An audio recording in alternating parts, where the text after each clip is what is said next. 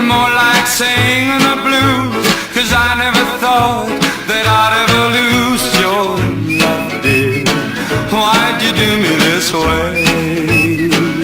1956 was a very good year for me. My mom and dad did everything they could to support me. My mom got me my first tape recorder, which was just what I needed. What a gift. What a learning tool for someone wanting to be in radio. But she also got me something else. Something even more important, my first radio transmitter. And that was the icing on the cake. She was working at the airport as a civilian secretary in the Air Force Military Air Transport Service, known as MATS. She worked for 4 or 5 department heads. She did all of their typing and filing. Well, somehow she had been telling the guys about me, and one of the guys said, I have something he might enjoy. It turned out to be what was called the one-tube wonder. It was a low-power AM transmitter in a small metal box with air holes all around to let the heat escape from the tube, which you could see glowing inside. The officer who had it was electronically inclined. He knew what he was doing, and he had made certain electronic modifications to this one-tube wonder, which made it much more powerful than the normal one-tube wonder. When he gave it to my mom, he had told her that it would really get out, and that I should take care and try not to interfere with other licensed broadcast stations, as I could get in trouble. So I always tried to operate it in a clear spot on the dial. He had also told her it should always have an antenna connected to it when it was on. Otherwise, it could burn itself up for not getting rid of the energy it was generating. It was like a sports car souped up. The more the engine puts out, the more likelihood of a catastrophic failure. PlayStation WDTR's transmitter did have a few quirks, but he was right. It did get out, and I was constantly trying to get out even better.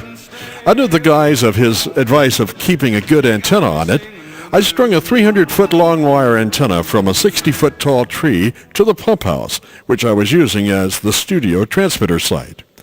All went well until the lightning storm. The long wire antenna gave me another mile or so of additional coverage area, but it also attracted things like lightning. Not good when you're wearing earphones listening to your station as you were DJing. I don't remember much about that incident. Only one moment I was sitting in a chair doing my radio show, and the next thing I knew I was on the floor trying to get up. It hadn't been a direct hit because I wouldn't be here now, but it was close enough for the long wire antenna to attract enough primary lightning charge to arc through the earphones to ground through me. I often wondered what that might have sounded like on the radio at the time. The transmitter was still on when I came to. I always kept an eye out for weather conditions after that when I was broadcasting. It took another month or so before I could wear earphones. On the air, my PlayStation WDTR was full of station promotions. I had more promotions on the air than anybody.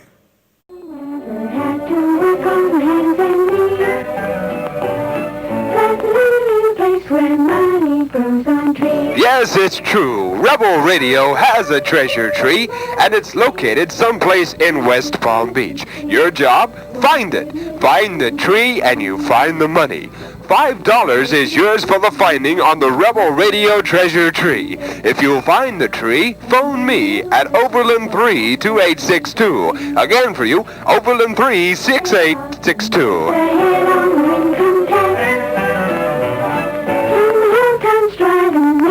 Cadillac.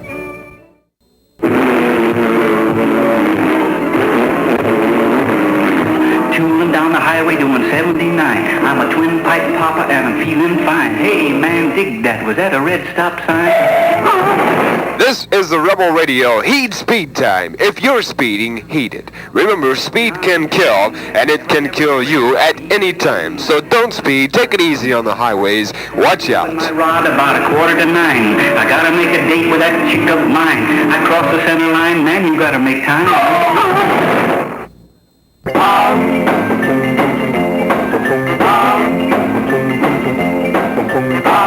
Tim Danny to the rescue. Tim Danny to the rescue. Tim Danny to the rescue. Go Tim Danny. Go Tim Danny. Yeah. Yeah, this is Jumpin' Joe to PM from Radio 1 WDTR. We go every night on the Big Sound, and the Big Sound only goes on Radio 1, 1650 on your radio dial, WDTR, Jiminy AM. Go, Jim Danny. Go, Jim Danny. Oh, my old man's a dustman. He wears a dustman's hat. And what does your father do, or what does your father wear? Well, if it's impossible employment, if it's digging ditches, if it's hanging from the tree by his left hand, well, that's impossible employment. And chances are you're able to win our Impossible Employment Contest. Yes, the Rebel Radio Impossible Employment Contest is open now.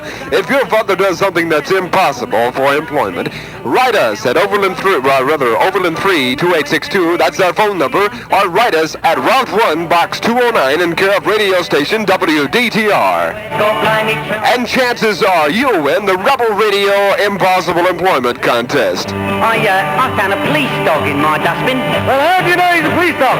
He had a policeman with him.